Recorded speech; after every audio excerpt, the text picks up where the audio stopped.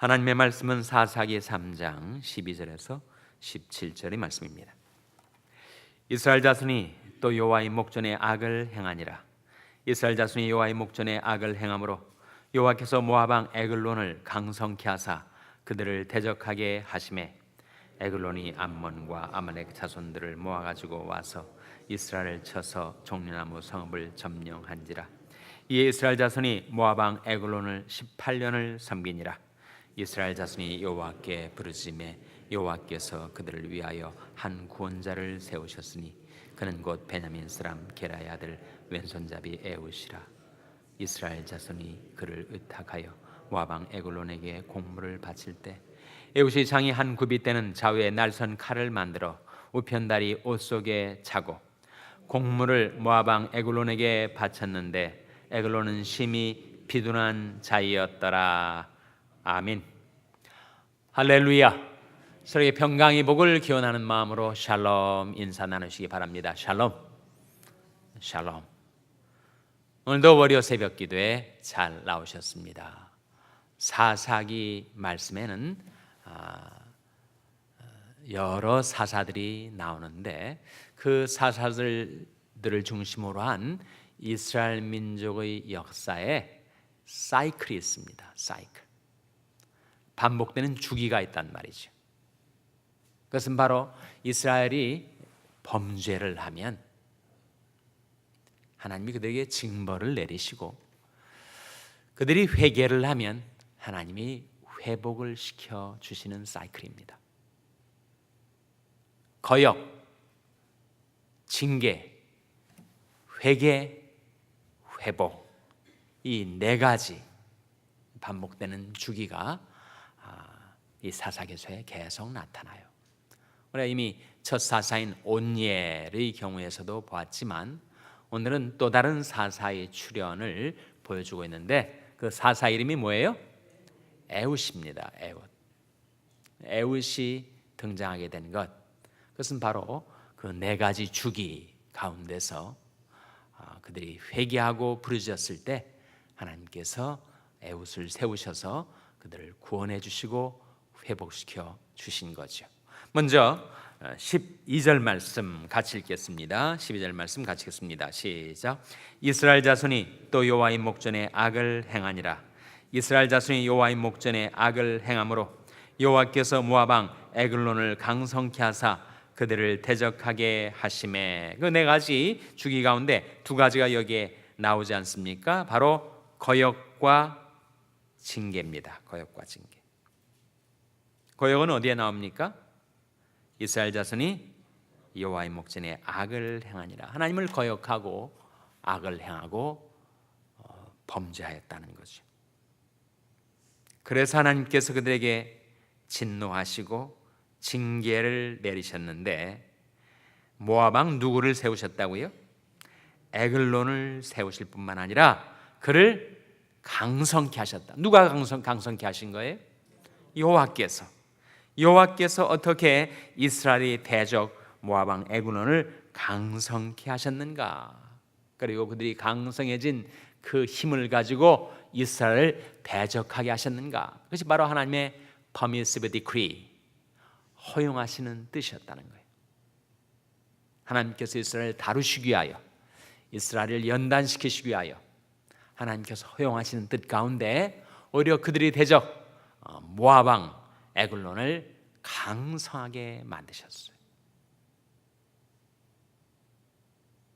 그래서 인간이 거역을 하면 하나님께로부터 징계를 받는데 그 징계의 수단이 무엇인가?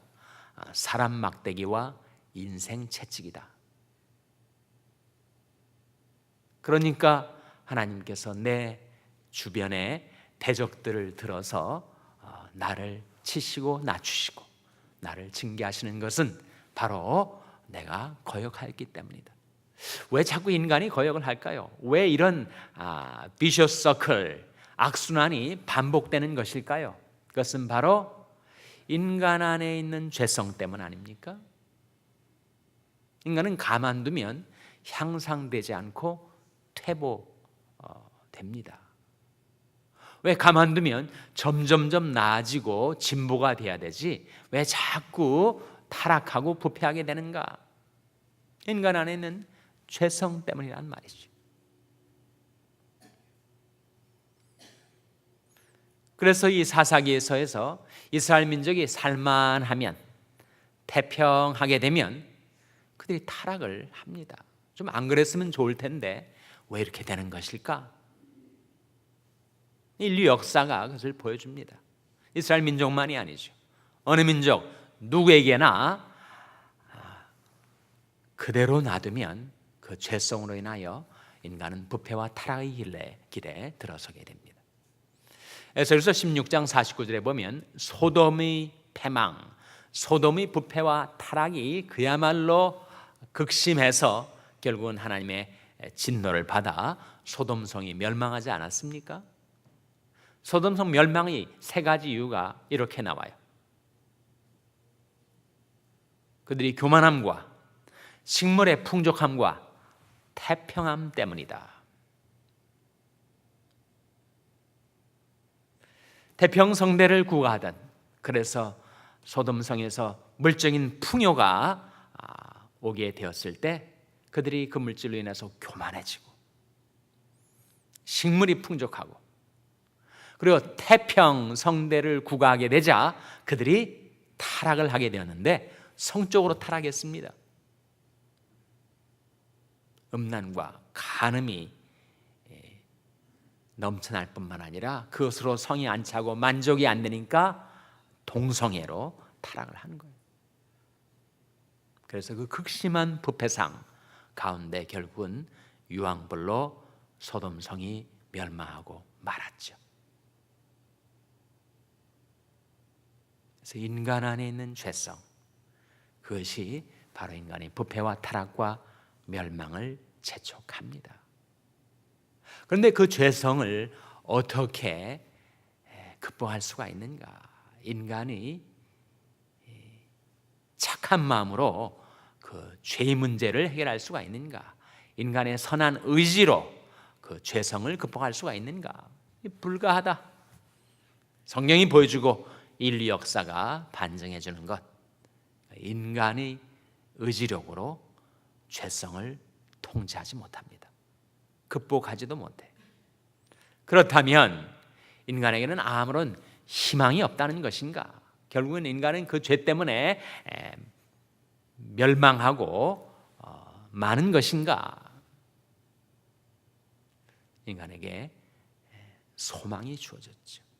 성경에서 죄와 반대되는 것, 죄와 반대되는 게 뭘까요? 죄와 반대되는 것, 어떤 것을 먼저 떠올립니까? 죄와 반대되는 것은 의가 있고 또 은혜가 있죠. 개념적으로는, 논리적으로는 죄의 반대는 의이겠지만 신앙적으로, 경험적으로 죄의 반대는 은혜입니다. 은혜를 받으면 죄와 싸워 이길 수가 있어요. 은혜가 떨어지면 우리는 시험에 빠져들기 쉽습니다. 그래서 성경은 죄의 대척점에 서 있는 것이 바로 은혜라고, 말씀이라고, 성령이라고, 예수라고 우리에게 보여주고 있어요. 죄를 범하는 자마다 죄의 종이라. 사람이 죄를 범하면 그 죄의 종이 되어버립니다. 죄의 종된 상태에서 어떻게 인간이 벗어날 수가 있는가? 인간이 선한 의지로 벗어날 수가 있는가? 우호적인 환경으로 벗어날 수가 있는가? 그 무엇으로도 죄의 종된 상태에서 인간을 자유케 할 것이 없어요.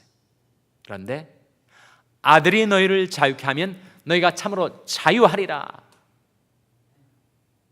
하나님의 아들 구세주 예수 그리스도께서만이 우리를 죄에서 자유케 하실 수가 있어요. 그래서 죄의 반대는 예수라는 겁니다. 죄의 반대는 은혜이고 죄의 반대는 성령이라는 거예요. 그래서 성령과 육신을 로마서 8장은 계속 대조를 시킵니다. 성령과 육신. 육신은 바로 죄성을 가리키죠. 성령과 육신. 어떻게 대조가 되는가? 이렇게 나타납니다. 육신을 좇는 자는 육신의 일을, 영을 좇는 자는 영의 일을 생각하나니 육신의 생각은 사망이요 영의 생각은 생명과 평안이니라. 우리가 육신을 쫓아서, 유욕을 쫓아서, 무욕을 쫓아서, 교만을 쫓아서, 여러 가지 육신적인 욕망을 쫓아서 살아가면 그것은 사망길에 서는 거다. 반면에 육신의 반대는 뭐라고요? 성령인데, 성령을 쫓아 살면 생명과 평안을 누리며 살 수가 있다. 너희가 육신대로 살면 반드시 죽을 것이로되 영으로서 몸이 행실을 죽이면 살리니 무릇 하나님이 영으로 인도함을 받는 그들은 곧 하나님의 아들이라. 그러니까 육신이 반대가 성령이라는 거지. 죄의 반대는 말씀입니다. 하나님의 말씀을 상실하면 우리는 죄의 지배를 당하게 돼요. D.L. 무디가 이렇게 말했습니다. 성경책을 가까이 하시오. 그러면 죄가 당신을 멀리할 것입니다. 그러나 성경책을 멀리 해보시오. 그럼 죄가 당신을 가까이 할 것입니다. 그러니까 말씀과 죄는 반비례 관계에 있다는 거예요. 말씀을 가까이 하면 죄가 멀어지지만 말씀을 멀리하면 죄가 나를 가까이 하게 된다. 죄에 사로잡히게 되는 거죠. 죄 지배를 당하게 되는 것입니다. 성경적인 우리말 성경적인 표현을 쓴다면 죄 주관을 당하게 돼요. 네, 죄가 너희를 주관치 못하리니 이는 너희가 법 아래 있지 아니하고 은혜 아래 있음이니라. 은혜가 우리를 죄에서 자유케 해주고, 말씀이 우리를 죄에서 자유케 해주고, 성령이 우리를 죄에서 자유케 해주고, 예수가 우리를 죄에서 자유케 해준다. 성경이 우리에게 보여주는 진리죠. 인간이 다 그 죄성 때문에, 육신 때문에, 욕망 때문에, 부패와 타락 일에서 멸망에 갔지만 인간이 어디에서 구원을 얻는가? 어디에 희망이 있는가? 어디에 생명과 평안의 길이 있는가? 예수, 성령, 말씀, 은혜, 그것이 우리를 죄에서 자유케 해줍니다. 이스라엘 백성이 이렇게 또 범죄했을 때 하나님이 징계를 내리셔서 모압 왕 에글론을 강성케 하시고 이스라엘 대적하게 하셨어요. 하나님이 하신 것입니다.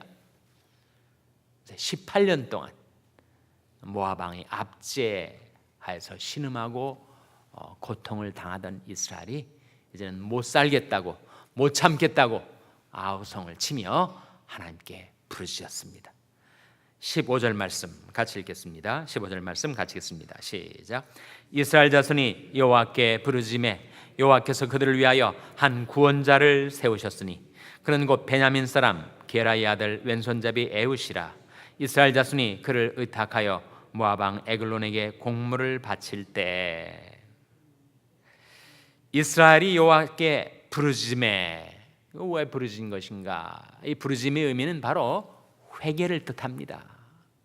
이제는 하나님, 더 이상 하나님을 거역하고 우리가 살 수가 없으니 이제는 하나님께로 돌아와서 하나님 앞에서 살겠습니다. 그러니 우리들을 구원해 주세요. 부르짖은 것, 그들이 회개했기 때문에 회개하자 회복시켜 주신 거죠. 에웃이라는 사사, 구원자를 세우셔서 모압 왕 에글론을 죽여버리고 그들을 자유케 주신 것입니다. 역시 하나님의 역사죠. 하나님이 구원의 역사에 결정적인 전기가 뭐라는 겁니까? 바로 회개였다. 회개. 사사기가 보여주는 것, 거역, 징계, 회개, 회복. 인간의 죄로 아무리 망가졌어도 회개하면 회복될 수 있다. 우리가 불렀던 찬송처럼 자복하고 회개하니 나를 받아주소서.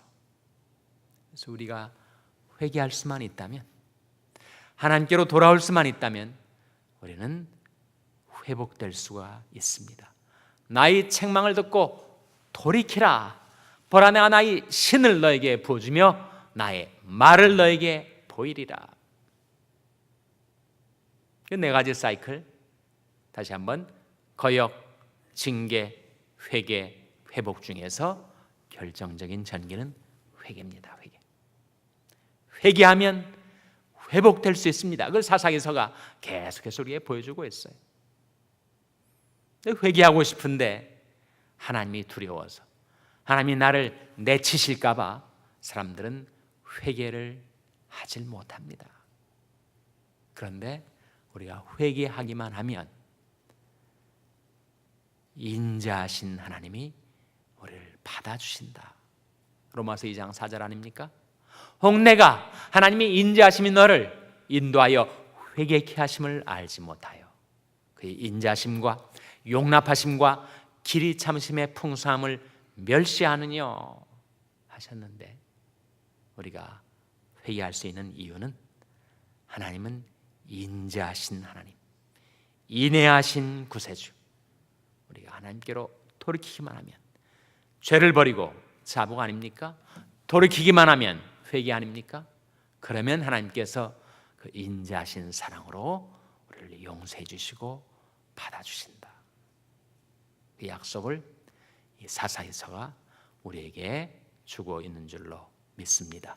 기도하시겠습니다. 오늘 말씀 기억하며 하나님, 저희들이 욕심과 욕망과 죄성으로부터 하나님께로 회개하고 돌이켜오니 아버지 하나님 인애하신 사랑으로 저희들을 받아주시고 회복시켜 주시옵소서. 기도하시기 바랍니다.